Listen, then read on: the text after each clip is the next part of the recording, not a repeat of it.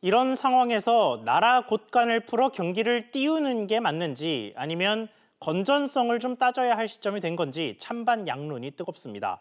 취재 기자와 관련해서 이야기 나눠보겠습니다. 장가희 기자 나왔습니다. 자, 장 기자. 어쨌든 이 경기 부양을 해야 한다라는 필요성을 주장하는 목소리들도 있잖아요. 맞습니다. 그만큼 우리 경제가 많이 어렵다는 건데요. 한국개발연구원 KDI는 6개월 연속 우리 경제가 부진하다는 말을 계속해서 이어가고 있고, 민간 연구소들은 올 우리나라 경제 성장률이 2%는 고사하고 1% 후반도 버겁다, 이런 예측을 계속해서 내놓고 있습니다.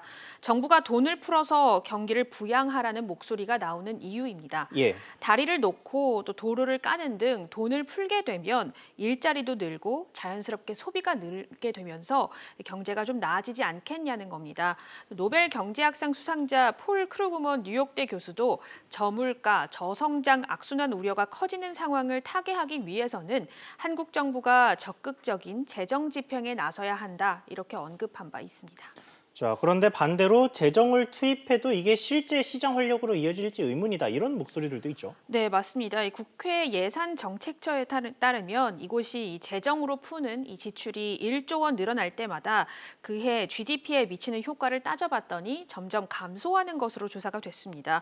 그래서 오히려 돈만 풀고 나라 재정은 더 나빠질 것이라는 우려가 나오는데요. 공식적인 국가 빚, 이 중앙정부 채무가 올해 7월 말 기준 700조 원에 육박했습니다. 우리나라 재정 건전성 지표인 관리 재정 수지는 48조 원 적자입니다. 정부 씀씀이가 커지는데 세수가 덜 거치면서 정부 재정만 어려워지고 있다는 지적이 나오는 이유입니다. 자, 그러면 해외 기관들의 시각은 어떻습니까?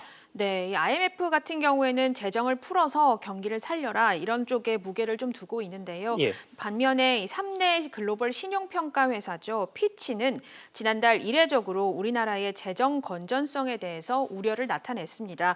정부가 장기적인 재정 건전성 관리에 나서지 않게 되면 현재의 신용 등급을 유지하기 힘들 것이다, 이런 의도로 언급을 한 바 있습니다. 그렇군요. 장 기자 이야기 잘 들었습니다.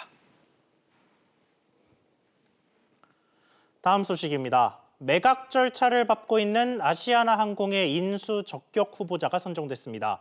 예비 입찰이라는 1차 관문을 통과한 셈인데 어떤 곳들로 결정됐는지 또 다른 대기업의 추가 등판 가능성은 없는지 취재기자 연결해서 알아보겠습니다. 이한나 기자. 네, 이한나입니다. 네, 먼저 이번에 선정된 후보군 면면은 어떻습니까? 네, 업계에 따르면 매각 주관사인 크레디트 스위스 증권은 오늘 오전 애경그룹과 미래에셋대우, HDC 현대산업개발 컨소시엄, KCGI, 그리고 스톤브리지 등 모두 4곳에게 인수 적격 후보자 선정 사실을 통보했습니다. 적격 후보자들은 앞으로 아시아나 실사 과정을 거친 후에 이르면 다음 달 말 있을 본입찰에 참여할 것으로 보입니다. 그러면 현재까지는 어디가 가장 유력한 인수 후보입니까? 또 앞으로 변수라고 하면 어떤 게 있을까요? 네, 현재 판도로는 미래에셋대우, HDC, 현대산업개발 컨소시엄이 가장 유력한 인수 후보로 꼽힙니다. 하지만 본입찰에 대기업이 등판한다면 얘기는 달라질 수 있습니다. 아시아나 인수에 2조 원 안팎이 필요할 것으로 전망되는 만큼 경영 정상화 현실론 측면에서 SK나 한화, CJ 등 대기업 이름이 지속적으로 거론되고 있습니다. 이 매각 대금을 최대한 높여야 하는 산업은행 입장에서도 기대를 걸 수밖에 없겠네요. 네, 이동걸 회장은 오늘 취임 2주년 기자간담회에서 조선시대도 아니고 얼굴을 보고 결혼해야 하는 만큼 맞선할 때는 나타나야 한다는 말을 했습니다. 아직까지 대기업들이 사모펀드, 즉 재무적 투자자 뒤에 숨어 모습을 드러내지 않고 있다면 곧 얼굴을 보이고 채권단 등과 직접적인 협상에 나서야 한다는 메시지를 전한 것으로 풀이됩니다. SBS CNBC 이한나입니다.